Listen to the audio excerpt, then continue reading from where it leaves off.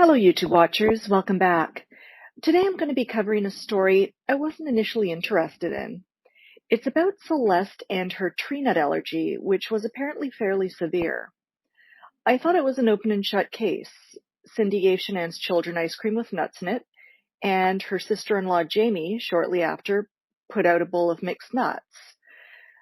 It wasn't until I listened to the Kessinger interviews, believe it or not, that I decided to dig a bit further because something she said triggered me to question the narrative that's been widely told about the events referred to as NUTGATE. She also adds an element to the story that I think many may have overlooked, and it seems the truth lies somewhere in between, of course. And it is also clear that NUTGATE had nothing to do with nuts. It had to do with competition, control, and respect on both sides. That's right, I said on both sides.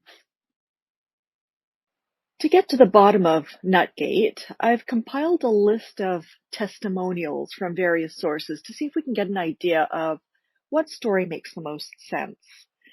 I have a version of the events as told by Ronnie Watts, Cindy Watts, Chris Watts, Shanann Watts, one of Shanann's friends, and of course, the side piece, Nicole. And as I'm putting these clips together, it's reminding me of one of those sitcom episodes, where multiple characters are having flashbacks to an event and everyone's telling a different version, and one person will finish telling their story and then another one will jump in and they'll say, no, that's not right. This is what really happened. And then you hear that cheesy flashback music. Well, anyhow, cue cheesy flashback music because we're going to start with side piece Nicole's story. Was there ever talk about medical concerns with either of the children? Well, I know Cece is allergic to not peanuts, like pine nuts. So she has a nut allergy? Yes. Did they take meds? Yeah, I know that she had like an EpiPen, but as far as I know, she didn't have any meds, but I never asked. Like, I was just told, like, she has a pretty severe allergy. And enough to carry an EpiPen, that's pretty severe. Yeah, while we're on this, so when he was in North Carolina, this is all, like, hearsay now because it's, like, this is not a conversation. Like, he's telling me this stuff, but who knows exactly what happened. But he went out there to go see his family and her family. And while he was in town, before he went out to North Carolina, I guess his mother had accidentally, like, not exposed her to something with nuts, but had, like, given a product, I think it was, like, ice cream, to a different kid that could have traces of nuts or something. I don't know. But it was, like, his daughter was fine, but she was, like, in the range of contamination. And I think his wife was very upset about that. And when he got to North Carolina, he told me that he was supposed to spend like half time with them, half the time with her family, and that was supposed to be what it was. I don't know. But he said that he went to go see his family and they weren't answering the phone for like a day or two before he went out there. And then when he got there, there was a note on the door that said, son, if you step by, we're at the beach. And they ignored him for like most of the time that he was out there. And his own family? Yes.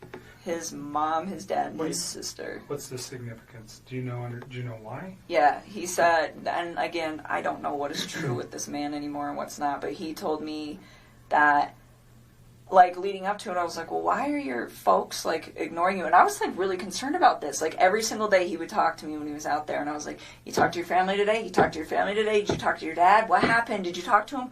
No, I didn't. Or, yeah, I talked to my mom. Well, what'd she say? Are you going to hang out with him? Like, I wanted him to see his people because it's important. Family is an important thing.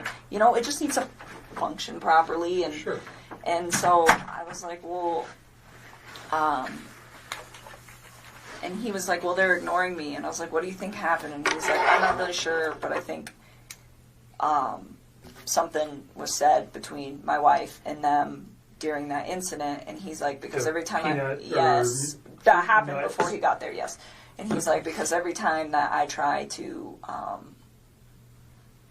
I talk about possibly going over there to see if they're home, she gets upset about it. And I was like, okay. And he told me that his mom and his wife did not get along at all. He said that his mom didn't even show up to his wedding because she's, like, really did not care for Shanann. So, again, I don't know what's true and what's not, but I just know that there was, like, some tension there. Mm-hmm. And, again, like, that part is, like, I feel like it's almost third party, so that's why it's like I didn't even Well, but bring it it came up from either. him to you, so it's not.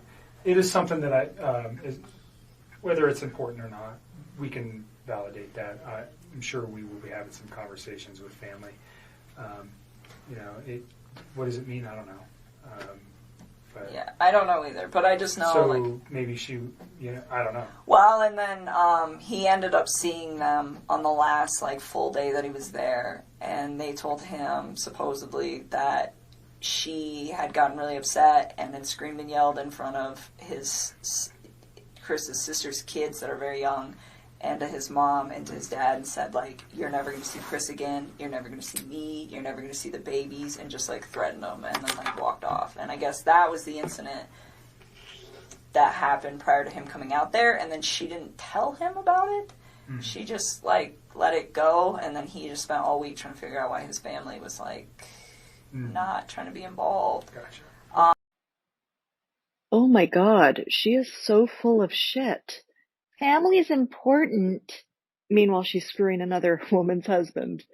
Anyhow, let me start off by saying we should take everything Side Piece says, obviously, with a dose of skepticism, but I don't see why she would go out of her way to make up a story surrounding this particular situation. 2 takeaways from what she said. Cece was within range of contamination, so let's file that for later. But what's more juicy was the fact that Chris's family ignored him during the beginning of his visit, and I do believe this to be true. And again, I'll explain later. But for now, let's hear from her lover. Shannon had a story, my mom had a story. Whatever happened, I probably asked my 10-year-old nephew, probably can tell me what actually happened. Well, and they both have their feelings for good reasons, and they both didn't see it the other person's way. And yeah, and like maybe I didn't talk to my parents from then on until like August 6th, and like my dad took that whole week off. You didn't talk to your parents from then on? Yeah. Oh, okay. Yeah, because like Shanann was like, do not talk to them, do not call them, do not do anything. Is that what she said? Yeah, and Cece's birthday was 17th, but I think the actual birthday party was like a couple days after. In August? July. Yeah. And like my mom or my dad was going to go, but then there was like a post on Facebook about allergies and stuff like that Shanann had made, and my dad was like, no, I just can't do it anymore. Just like because he perceived that as her taking a shot type thing? Yeah. Okay. Yeah. She always says she never put those posts directed at anybody, but she had a method. If you read them, you know who she's talking about. She had a method to the madness, and you can see it. Mm-hmm. But I wish I could have just took more time just to fix that. Because I wanted my parents to be involved. Like since like the whole wedding thing, and then up to that, it was like my mom, and my sister were always like combating with Shanann combating with them. Mm-hmm. My dad was always cool. Like he's just like me. He's just like go with the flow. Like I just want everybody to get along type deal. Chicks, I man. loved your dad. Oh, he's the best. Isn't he? I So, loved your dad. I'm sorry, keep going. That's cool. I just wish I could have just when we were in at the beach in August. Like my dad was supposed to take the whole week off just so we could see the kids and see me and we have a cookout at my sister's house or something. And then, but we just pretty much spent 5 days at the beach, and Shanann booked it. So I don't want to say punishment for them not to see the kids, but I wanted them to see it, see them. I wish I could have fixed all that. And I even when I was at the beach, I told Shanann that it was more what was going on was more I feel like because my dad's not here, I feel like I've lost something in my life. I haven't been talking to him for 3 weeks. I haven't been seeing the kids for 2 weeks, FaceTime or anything. And I wanted them to be able to have that relationship. And she was pretty much gung ho, and like she tried to kill my daughter by giving her pink. I was like, I don't think she gave it to her. And was that her stance? Is that your mom put something in front of Cece? Like to kill her, or No, just like didn't care, like didn't pay attention? she thinks that allergies and like this state of age is like people think, oh, you'll be like it's fine. made up Like kind of Yeah, thing? he'll be fine. He'll just have a rash. He'll be fine. I've seen CC, like the first time. Well, I've seen a picture of when he had a cashew the first time. It wasn't good. And then she had kiwi the second time, and then the same thing happened. And I know it's real. So you know it's serious, yeah. Yeah, it's not like it wasn't like her throat like closed up, but she broke out in this full body rash. It looked really crazy looking, and luckily, like nothing with her throat like happened. But So did that make you angry at your mom for doing that? yeah, I mean, I just like, Mom, you just gotta. I told her you need to think. You need to like pay attention. Just because another kid can have something doesn't mean another kid can have something. Because like we were at that birthday party at Jeremy's that Sunday, they had this cake there. Like Bella wanted it so bad. I'm like, can't give that to her because Cece can't have it. She was like, okay. And all the other kids were like, they can't have the cake. Like I just kind of took them off and gave them some like one of those frozen pops or something. But it's just like she had to learn that just because one kid can have something, and there's another kid that can't have it for a legitimate reason. Like she couldn't have done it, but that's the kind of talk I had with her. When Shannon called me, I think it was maybe like middle of July or something when she told me all this had happened. Mm-hmm. That's when I called my mom and talked to them for a while, and then they're just like, they just couldn't deal with her anymore.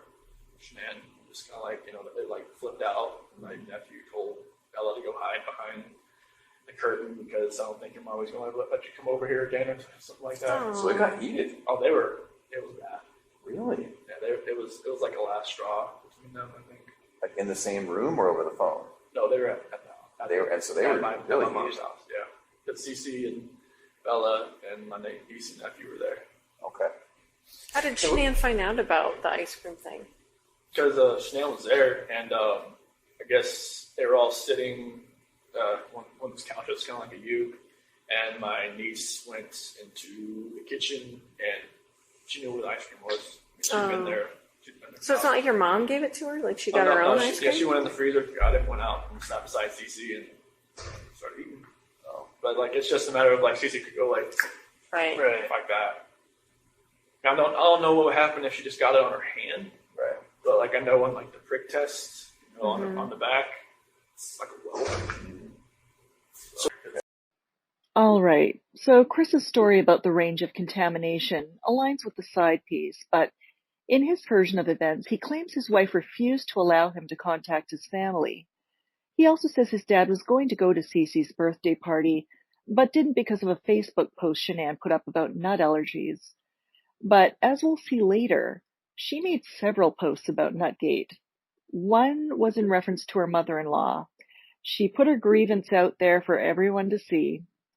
Chris does say he spoke to his mother, and I can only imagine how furious she was that he was taking Shanann's side. And this would be the competition component of NUTGATE.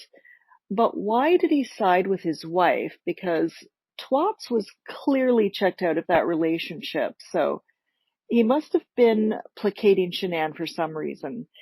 There's mixed messages all over the place, and I think Chris was keeping Shanann on the back burner, just keeping her warm while he pursued things with the side piece. He wasn't going to cut the one relationship off completely until he was certain beyond all doubt that the other relationship was secured. And I see this a lot with people, especially guys, no offense to my male listeners, but they can't be alone. They need the security of a relationship. And in Chris's case, I think it was also the fact that he was too much of an idiot to live on his own. So let's hear now from the loving mother.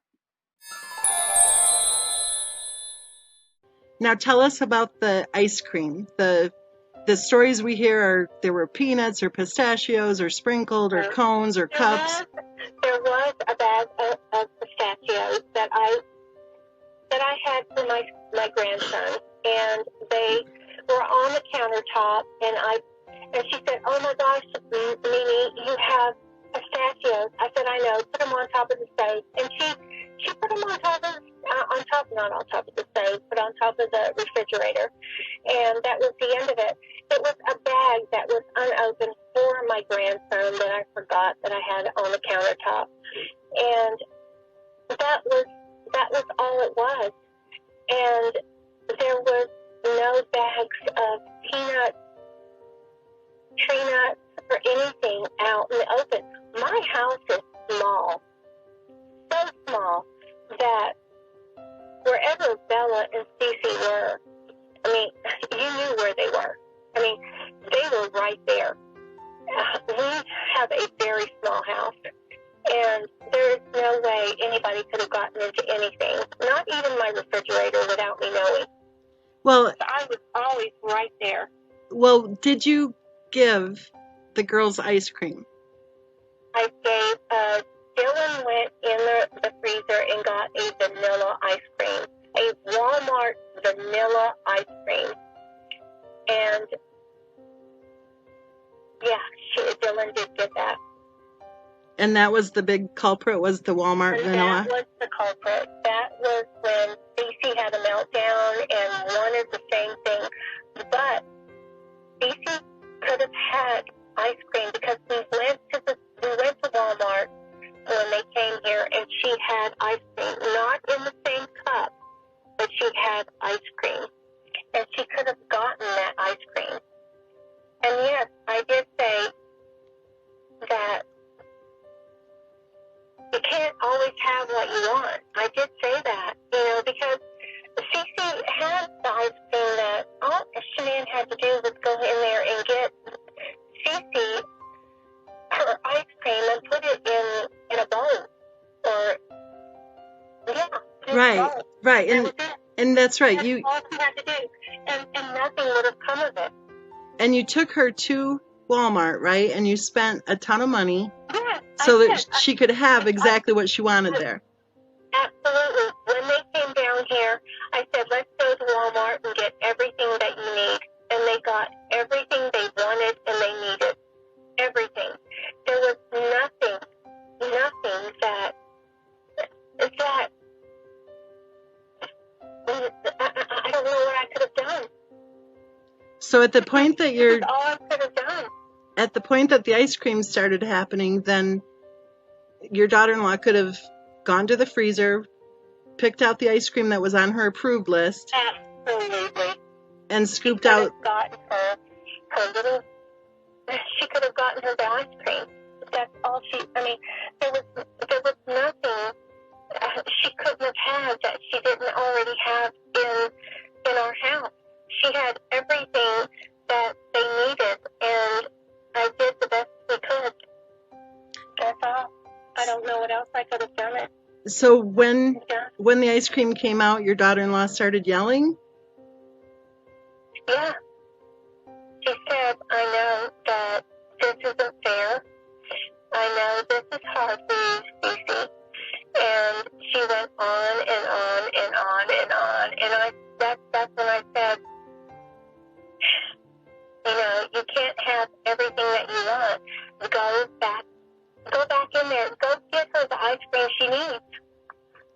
But she won't. That was it. I don't know what else I could have done. What did she say to you before she left? She said, she came charging down the hallway and said, you tried to kill my child. And then that's when it was over. I was done. There's nothing she could have done. She didn't know what more she could do. Ironically, now she tells Chris every chance she gets that she's there for him and will do anything for him. He just has to ask. I wonder if she's wishing she had just sucked up her pride or whatever and just did her best not to clash with Shanann for the very short time she was going to be out there with their grandchildren. So most versions of NUTGATE speak of Jamie Watts putting out a bowl of mixed nuts. Cindy is referring to a bag of pistachios. Remember this point because Shanann will confirm this later. She also says that Jamie had only popped by to drop her children off.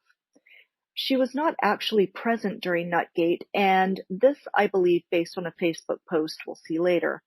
Another thing that isn't included, otherwise this would have been a 15-minute clip, it's where Cindy says she wanted to go to the birthday party, but due to Shanann's Facebook posts, she didn't feel she would be welcome. And we're going to look at what she was referring to in a few minutes. Last, if Cindy had purchased an approved ice cream for Cece, it would be very reasonable for Shanann to just scoop it out and put it in a bowl, and Cece would have been none the wiser. She would have just been happy to have ice cream. But Shanann didn't do that, and this is the control component of NUTGATE. She was not going to cave into Cindy. What will the senior twats recall? But they come over and Cece's got a nut allergy, which we knew about. And my wife had bought some ice cream, because actually one of them had nuts in it, but we had it up on the upper shelf, which Cece couldn't get to it. She got in the refrigerator freezer. And my other granddaughter, Dylan, had a little single serving ice cream cup, a little small thing, just like you buy at Walmart or whatever. And was in the bottom row, and she went there and got one. My other granddaughter. And Cece got upset because she couldn't have one, and Cindy said, well, honey, you can't have that. That one's might have nuts in it. We haven't checked it yet. Whatever. So you can't have it. And Shanann went off on her. Said it's not fair. She can have one at my house and have it and all that type of stuff. And the boy said, well, maybe it's a learning experience on what you do. Like learn sometimes you can't have everything that she wants. And a few minutes later, she came down there and said, you just tried to kill my child. Screaming at my wife. And I wasn't there, but this is nothing about Tilly grandkids that she didn't know I could know that. And so he said, you actually think I would try to hurt one of your children? And she said, you just tried to kill my child. And Cindy said, well, I think you just need to go and leave. And she said, well, I'm not coming back. That was the second visit. Her daddy ended up coming getting her.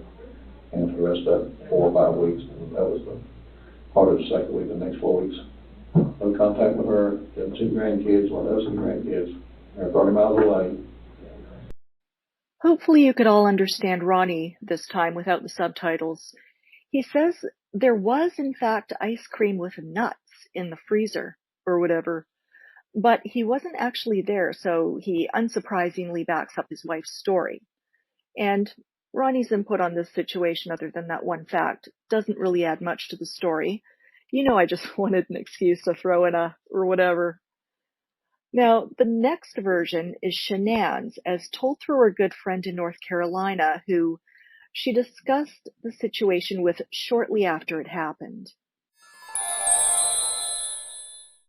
Before I start, Shanann's mother has a similar account, but I'm using the friend's affidavit as I feel it's slightly more objective.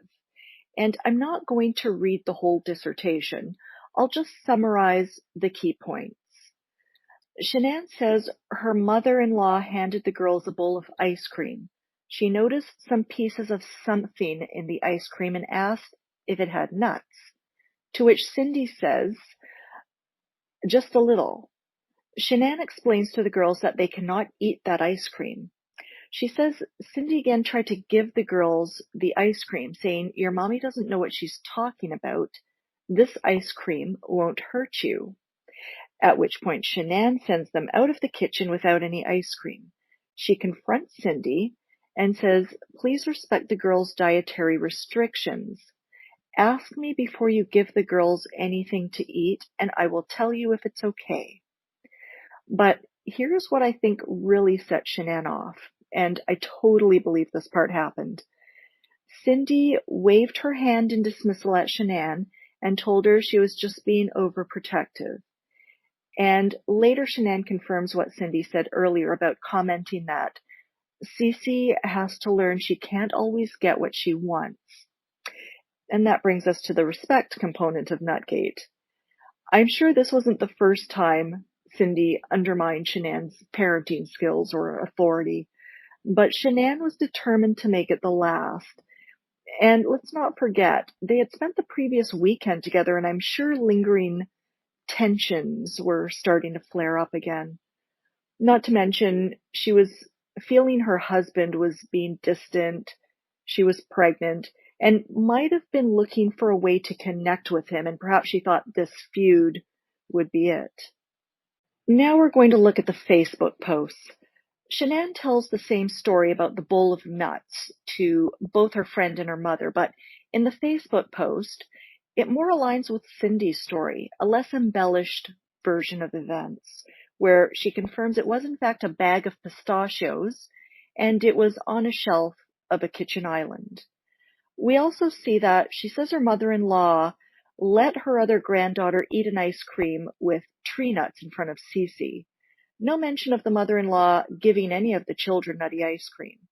She also confirms the statement, she has to learn she can't always get what she wants. Now, if Cindy was forcing a bowl of nutty ice cream on Cece, that would imply she's saying she could have what she wants. And that's in complete contradiction to the other statement.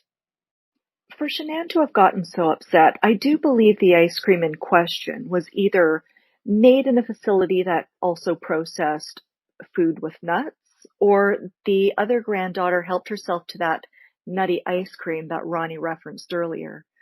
This makes sense based on Jamie Watt's response to Shanann's post, which reads, "I'm really sorry Dylan got out ice cream that Cece couldn't have," also indicating she wasn't actually there. But I do believe the cousin sat near Cece with this non-approved ice cream, and Cece probably got excited and wanted some. And again, Shanann could have just given Cece the approved ice cream and had her eat it away from the other child, or discussed with Cindy perhaps replacing the other child's ice cream with the approved one, or Cindy should have said, "Oh my, sorry, I didn't notice she took the wrong ice cream. Let me tell her to eat it outside," or something like that. Just saying that this was so easily resolved if it were really just about nuts. Now, returning for a moment to the letter from Shanann's friend outlining her version of NUTGATE, and also in texts with Chris that his parents were no-shows at Cece's birthday party, Shanann says she tried to call, text, send reminders, and tried to get confirmation that his parents were on their way, but no word from the senior twats. But as we see, not only did she put up that initial post about her mother-in-law, a discussion ensued where she made reference to her mother-in-law several times with "fu," and in one example I found she was not using the initials. And there were several subsequent posts about nut allergies after that first initial post. Shanann was on a scorched earth campaign, and if I were Cindy, I wouldn't have gone to the party either. And as someone who has a bit of the Italian and a lot of the Irish blood, I've had relatives yell and scream, sometimes at me, and then they call the next day as if nothing happened. And I wonder if that was the dynamic with Shanann's family, whereas the Twats family keep things bottled up, and they show displeasure by not acknowledging you and by holding grudges. So very different communication styles between the two families. But back to the party. Cece's not going to remember that her paternal grandparents didn't attend her milestone third birthday bash. If it were a more important event, I would expect them to suck it up, but considering they didn't attend their own son's wedding, I think I know where they stand. The pettiness continued with Cece's birthday present. Cindy sent it to the Frederick, Colorado home, and when Shanann's friend Nicole told her it had arrived, Shanann told her to put return to sender on it and have it shipped back. Considering Cindy shipped the gift, it corroborates the story the side piece told about Chris's parents ignoring him. They probably had no intention of seeing him, which is why the gift was shipped to Colorado. Finally, we come to Chris's assertion that Shanann would not allow him to speak to his family. If that were true, He's the biggest cuck of all times. But Shanann asks him in this text to call his father and discuss the situation. They both discuss and confirm his family blocked them from Facebook. He says he feels the relationship with his family has been damaged, but not because Shanann told him not to see them. We now know it's because his family didn't want to see him, at least not as long as he was taking his wife's side in this matter. So I hope that provides more clarity on the NUTGATE saga, especially if you had only heard the version I opened the video with. It's not all one-sided. It took two to do the NUTGATE tango, and tango they did. And this was a long video, so if you're still listening, thanks for hanging in there. I prefer to keep things short and punchy, but some stories need to be covered in one continuous video because in this case, everything was so interconnected. I'd also like to think that after a couple dozen videos, we're getting comfortable with each other and you may not mind spending a little more time with me. As usual, I look forward to your comments, and if you found this video interesting, give it a like. Thanks for watching.